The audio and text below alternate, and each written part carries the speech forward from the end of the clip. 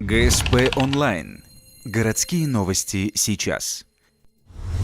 Воскресенье, 11:30. Лыжная база поселка Урмазы. 32-я лыжня России. В этом году она приурочена к Сочинской Олимпиаде. В массовом забеге принимает участие около 2000 ухтинцев.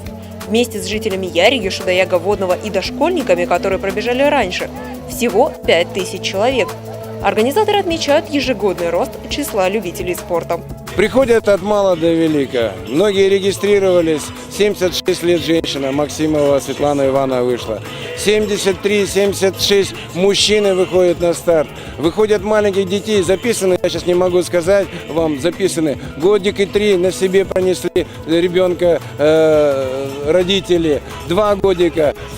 Посадил Паша Мещанко сына своего и проехал полностью с ним дистанцию. Ни разу не остановился и приехал, как говорит, даже сын не упал. Ну, то есть сохранил ему все. Мальчик довольный, едет, улыбается на папе.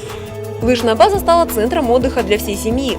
Под аккомпанемент творческих коллективов можно кататься на лыжах и санках, играть в кольца, перетягивать канат. А самых маленьких развлекают сказочные персонажи. Лыжня объединяет не только разные поколения, но и людей разных профессий. Сегодня вместе с горожанами бегут глава городского округа Роман Мельник, руководитель администрации Игорь Михель и начальник управления физкультуры и спорта Дмитрий Лукьяненко.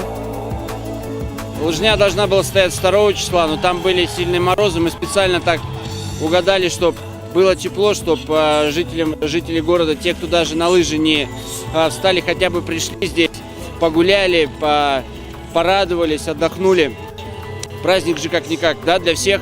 Трасса у нас была сегодня организована для массового старта 2014 метров, так как у нас 2014 год олимпийский, поэтому это такая фишка у нас. Помимо массовых забегов, отдельно ведется соревнование среди спортсменов. Их сегодня 264. 58 из них наградили памятными кубками, медалями и грамотами. А всех участников массового забега ждали сладкие призы.